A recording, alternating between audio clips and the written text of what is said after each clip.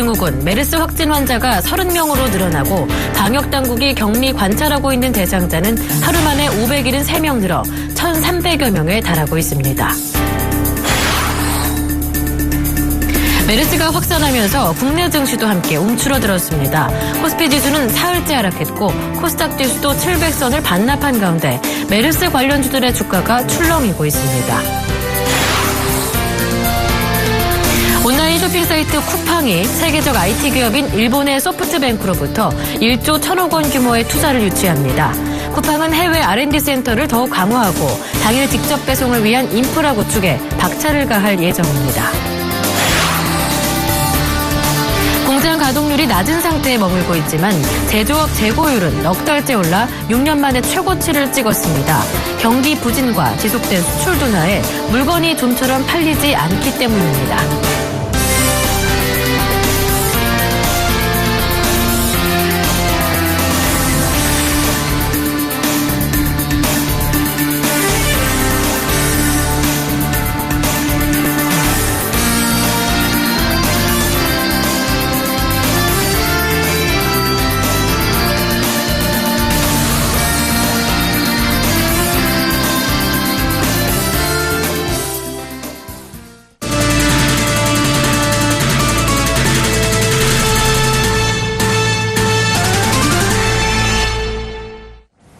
여러분 안녕하십니까? 6월 3일 수요일 센 경제 현장 오늘의 주요 뉴스입니다.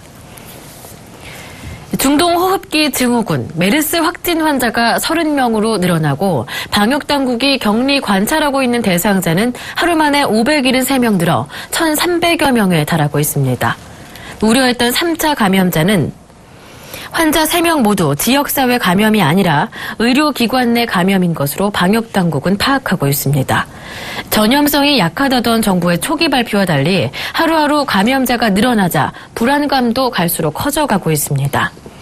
삼성그룹이 오늘 열릴 예정이었던 대학생 대상 토크 콘서트를 연기하고 중동 출장을 자제하는 등 기업들이 예방대책 마련에 나섰고 감염 예방을 위한 위생용품 판매량도 빠르게 늘고 있습니다.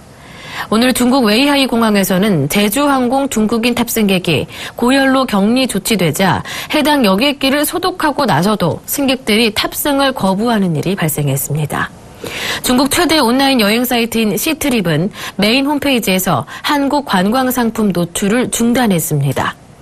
정부는 최악의 상황에 대비해 메르스 전용병원 운영 계획을 수립하는 한편 메르스 격리 가구에 4인 기준 110만 원을 지원키로 했습니다. 메르스가 확산되면서 국내 증시도 함께 움츠러들고 있습니다. 전문가들은 메르스가 앞으로 우리 시장에 미칠 영향에 대한 분석을 내놓고 있는데요. 이보경 기자가 알아봤습니다. 메르스 공포가 국내 증시까지 덮쳤습니다. 코스피는 어제 1% 넘게 하락했고 오늘도 0.74% 하락해 2063포인트로 마감했습니다. 유가증권 시장과 코스닥 시장에서는 메르스 관련주들의 주가가 출렁였습니다. 메르스 확산으로 외출을 자제해 홈쇼핑 매출이 늘어날 것이라는 전망에 홈쇼핑주가 나란히 상승했고 백신 관련주는 어제 상한가를 기록하더니 오늘은 하한가로 방향을 바꾸며 크게 흔들리는 모습을 보였습니다. 여파가 커지면서 증권가는 메르스 확산 여부를 예의주시하고 있습니다. 감염자가 확산될 경우 중국인 방문객 감소와 공장 가동 중단 등 국가 경제에 미칠 영향이 불가피하기 때문입니다.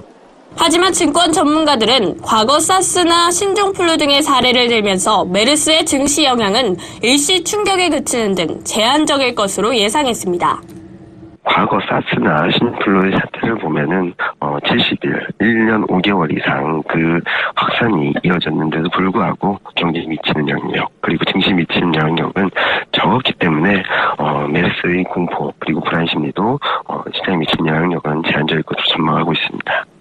반면 메르스 확산이 심화될 경우 코스피 지수가 6% 이상 하락할 가능성이 있다는 분석도 있습니다.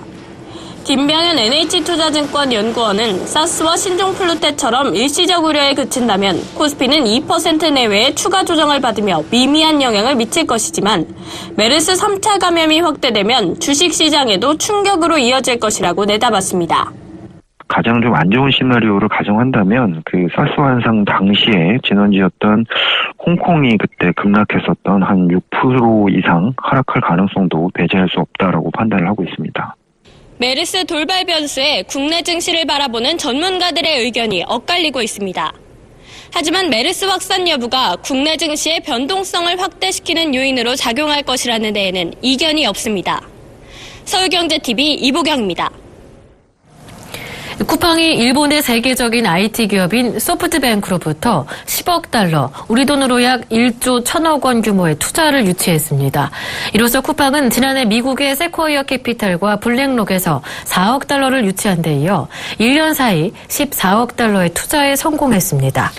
이는 지난해 벤처기업에 대한 단일 투자 유치 금액으로는 우버와 샤오미에 이어 세계에서 세 번째로 큰 규모입니다. 쿠팡 측은 투자 결정 배경으로 전국 단위의 물류센터와 전자상거래 선도 기업으로서의 성장 가능성 등을 꼽았습니다. 쿠팡은 글로벌 수준의 IT 기술력 향상을 위해 물류센터를 16개로 확대해 직접 당일 배송 서비스 기반을 확대하고 해외 R&D 센터 등을 더욱 강화할 예정입니다. 공장 가동률이 낮은 상태에 머물고 있는데도 재고가 창고에 쌓이고 있습니다. 수출이 부진한 탓인데요. 글로벌 수요 위축 등 대외 여건도 안 좋아 이런 상태는 당분간 계속될 것으로 보입니다. 정한희 기자가 전합니다. 경기 부진과 지속되는 수출 둔화에 물건이 좀처럼 팔리지 않고 창고에 쌓이고 있습니다. 오늘 통계청에 따르면 제조업 재고율은 지난해 12월 116.4%까지 떨어졌다가 올해 들어 넉 달 연속 상승세를 보이고 있습니다. 4월 제조업 재고율은 126.5%로 이는 지난 2009년 글로벌 금융위기 이후 6년여 만에 최고치입니다.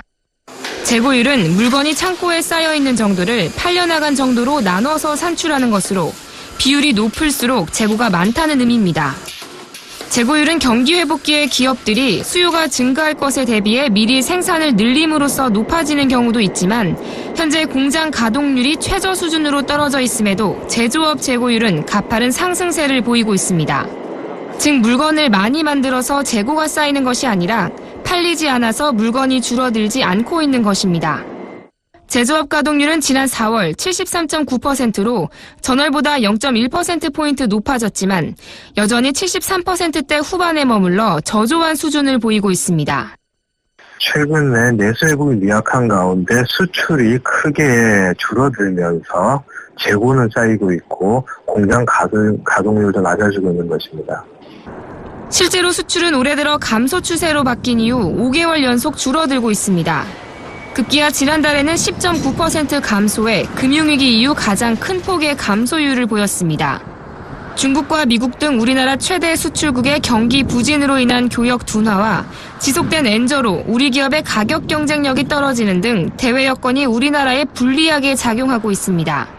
게다가 글로벌 수요 위축 등 수출에 불리한 대외 여건이 조만간 개선되기 힘들어 이러한 현상은 당분간 지속될 것으로 보입니다. 경제 전문가들은 재고 누적이 기업들의 생산 활동을 위축시키는 요인인 만큼 올해 경제 성장률 하락도 우려하고 있습니다. 서울경제TV 정한입니다.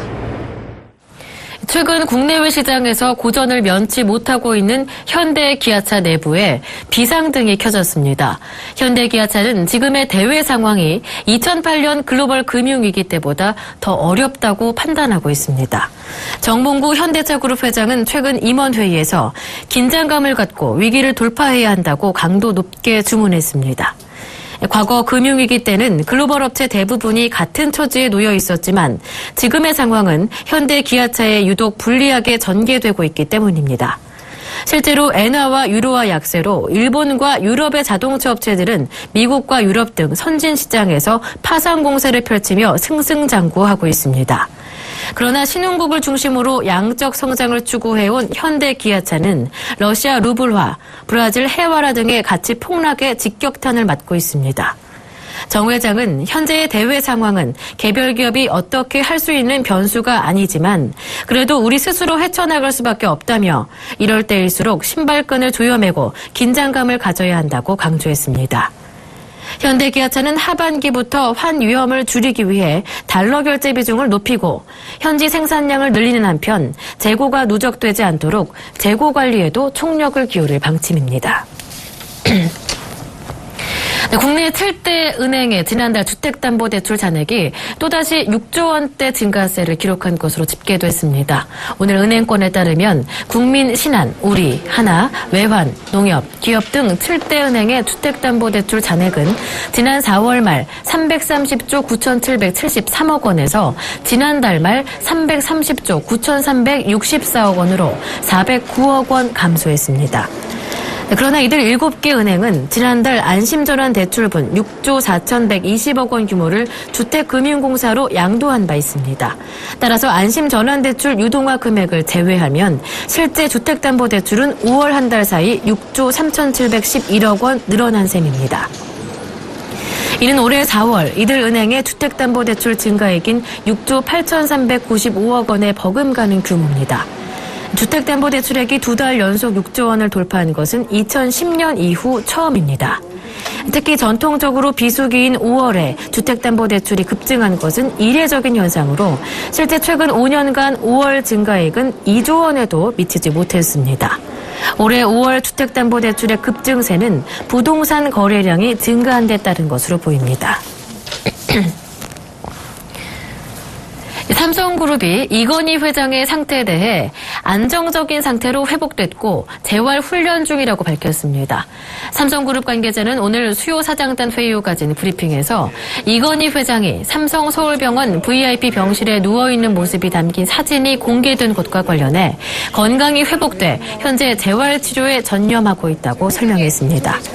이 관계자는 이 회장의 건강 상태와 관련해서는 여러 차례 병세와 관련해 브리핑을 했는데 그 내용 그대로라며 안정적 상태로 회복되셨고 지속적으로 재활훈련하고 계신다고 덧붙였습니다.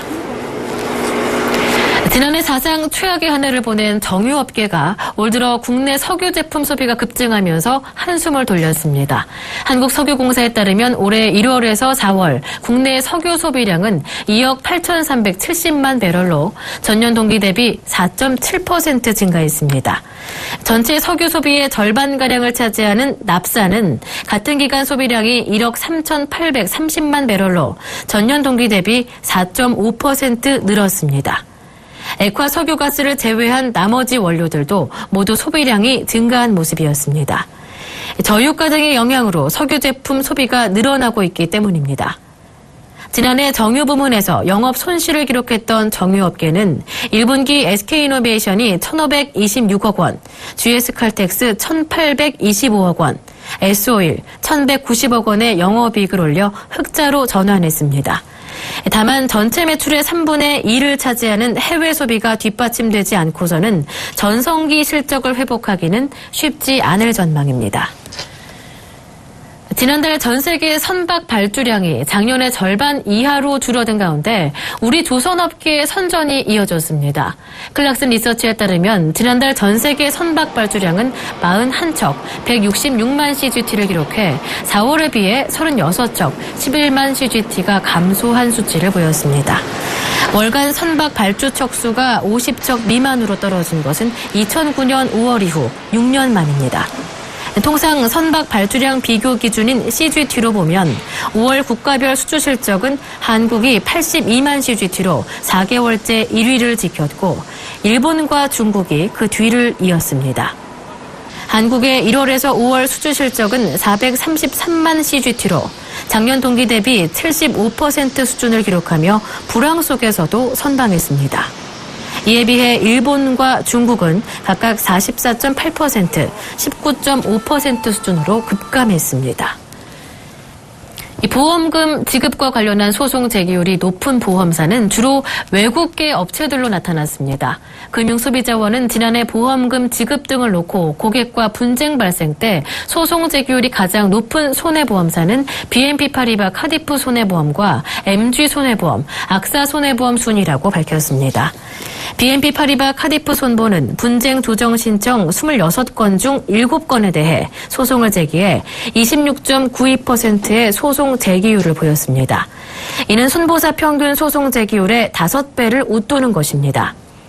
MG손보는 분쟁 조정 신청 314건 중 38건에 대해 소송을 냈으며 악사손보는 분쟁 소정 신청 464건 가운데 55건의 소송을 제기했습니다.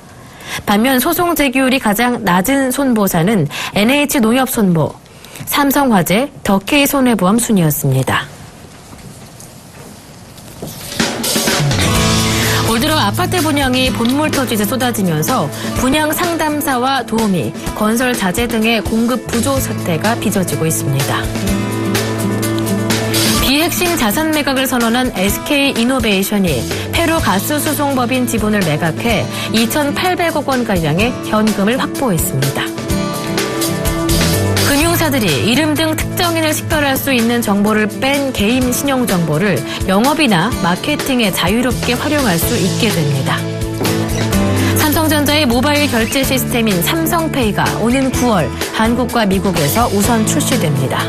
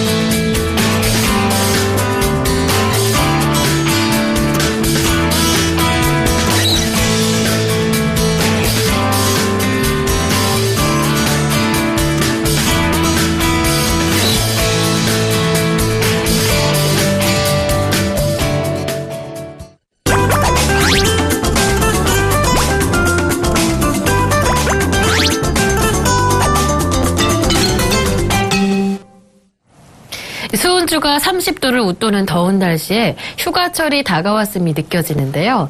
은행권에서도 본격 휴가철을 앞두고 환전 이벤트를 실시하며 해외여행 고객 잡기에 나서고 있습니다. 환전할 때 한 푼이라도 더 받으려면 어떻게 해야 할까요? 보도국의 정훈규 기자가 나와 있습니다. 안녕하세요. 네, 안녕하십니까? 해외여행 준비할 때 보통 인터넷으로 이 환율을 검색하게 되는데요. 막상 은행으로 가면은 금액이 달라서 당황할 때가 많거든요. 왜 그런 건가요? 네, 인터넷에 환율을 검색해보면 매매 기준, 살 때, 팔 때라고 해서 항목들도 많고 그리고 각 항목마다 금액도 달려서 헷갈리는 경우가 많은데요. 왜 그러냐? 달러를 살 때를 예로 들어보겠습니다. 은행에서도 달러를 수송하고 보관하는 데는 비용이 발생하게 됩니다. 달러로 바꿔주는 일을 하는 직원들에게 월급도 줘야 되고요. 그래서 기준 환율로 바꿔주면 은행이 손해를 보게 되는 것입니다. 때문에 은행들에서는 기준 환율의 보통 2% 미만의 현찰 매입률을 더해서 달러를 판매하고 있는 것입니다. 네, 그렇다면 각 은행별로 이 말씀해 주셨던 현찰 매입률에 따라서 환전할 때 받는 금액도 달라지겠네요. 네, 맞습니다. 그런데 현재 시중은행들의 현찰 매입률을 보면 보통 한 1.75%로 사실 어느 은행에 가나 그렇게 큰 차이는 나지 않습니다. 해외여행 갈 때 좀 더 좋은 조건으로 환전을 하고 싶다면 차라리 월급 통장에 있는 주거래 은행에서 우대 환율을 받는다면 더 유리합니다. 네. 그런데 환전할 때 은행에서요, 우리는 환율 우대가 70%다, 80%다 말들이 많은데요. 이게 실제로 얼마를 깎아주는 건지 이해가 잘 되지 않거든요. 설명 부탁드릴게요. 네, 아까 기준 환율과 현찰 매입률에 대해서 설명을 드렸는데요. 환율 우대는 실제 외화를 사는 금액에서 기준 환율 간의 차이를 100%로 봅니다. 그러니까 90% 우대라 함은 현찰 매입률의 10%만 내는 것인데요. 예를 들어 현찰 매입률이 1.75%라고 치면 오늘 달러의 기준 환율이 1,104원 40전이니까 19원 32전을 더해 1달러 환전에 1,123원 72전이 필요합니다. 하지만 90% 우대를 받으면 기준 환율에 현찰 매입률의 10%만 얹어서 1,106원 33전에 환전할 수 있습니다. 네, 그렇다면 현재 은행별로 이 환율 우대는 어떻게 다른가요? 네, 저도 그걸 확인해 보려고 각 은행마다 문의를 해봤는데요. 환율 우대를 얼마를 줄지는 각 지점의 지점장들이 결정을 한다고 합니다. 경우에 따라서는 노마진으로 환전을 해주기도 하는데요. 각 지점장들이 우수 고객으로 판단해서 환율 우대를 정하면 본부의 승인을 받는 식입니다.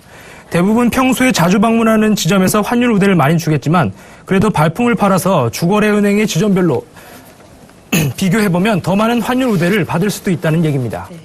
해마다 이렇게 여름 휴가철이 다가오면 은행마다 이렇게 환전 고객을 잡기 위해서 다양한 이벤트도 마련하지 않습니까? 네, 올해도 휴가철을 맞아서 각 은행들마다 벌써부터 환전 이벤트를 실시하고 있거나 아니면 준비 중에 있는데요.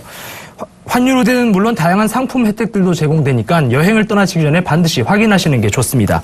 우선 국민은행은 이달부터 8월 말까지 $1,000 이상 환전하는 고객 중 추첨을 통해서 최대 500만 원 상당의 KB 기프트 카드를 제공합니다. 하나외환은행도 같은 기간 달러와 유로, 엔화 등 주요 통화 환전 시 최대 70%, 기타 통화는 최대 40%의 환율 우대를 제공하고요. $500 이상 환전하는 모든 고객 중 추첨을 통해서 아이패드 에어와 관광 상품권 등 경품도 제공합니다.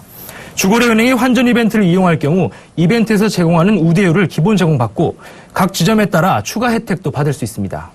네, 그렇다면 이 밖에 해외여행을 위한 환전할 때 팁이 있다면 어떤 것들이 있을까요? 네, 요즘 얼리버드라고 해서 1년 이상 미리미리 해외여행을 준비하시는 분들도 많이 있는데요. 이런 분들의 경우 외화 예금이 유효한 수단이 될 수 있습니다. 현재 엔화가 워낙 낮은 데다가 달러는 앞으로 오를 가능성이 많기 때문에 일정 금액을 나눠서 저축하면 환율 변동 위험도 줄일 수 있습니다.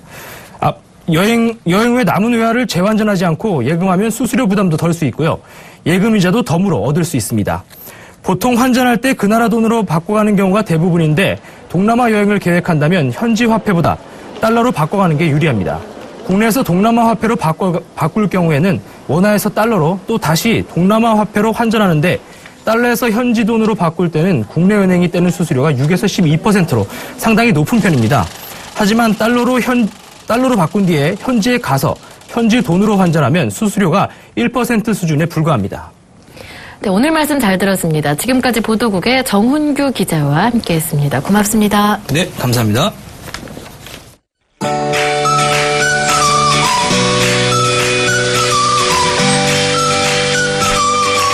안녕하세요. K웨더 라이프스타일 예보 황재영입니다. 오늘도 전국이 30도 안팎까지 올랐지만 바람이 세 더위가 좀 덜했는데요. 내일은 30도 안팎의 기온에 바람이 잦아들어 더위가 더하겠습니다. 자외선도 여전히 강하겠고요. 미세먼지는 보통 수준을 유지하겠습니다. 내일은 보시다시피 서울이 30도, 광주가 31도 등 오늘보다 2에서 3도가량 더 높겠고요. 바람까지 잦아들어 오늘보다 더 덥겠습니다. 때문에 어제 날씨랑 비슷하다고 보시면 되겠습니다. 현재 위성 영상 보시면 전국 대부분 고기압권 내에서 맑은 하늘 보이고 있습니다. 내일은 서해상에서 동진하는 고기압의 영향을 받다가 점차 그 가장자리에 들겠습니다. 자세한 지역별 날씨 나절 예보로 알아보겠습니다. 전국이 대체로 맑다가 늦은 오후부터 점차 구름 많아지겠습니다. 서울, 춘천 30도까지 올라 덥겠습니다. 강원 영동에는 건조주의보가 발효 중인 가운데 대기가 매우 건조하겠고요. 낮 기온 속초 27도, 울진 23도 예상됩니다. 내일 자외선이 강하겠고 바람이 잦아들어 더 덥겠습니다. 광주 31도, 대구 30도까지 오르겠습니다. 내일 전해상에 구름 많겠고요. 바다의 물결은 남해상에서 다소 높게 일겠습니다. 금요일과 다음 주 화요일은 제주도와 남해안 지방으로 비가 조금 내리겠고요. 금요일은 낮 기온이 조금 내려갈 것으로 전망됩니다. 기상정보였습니다.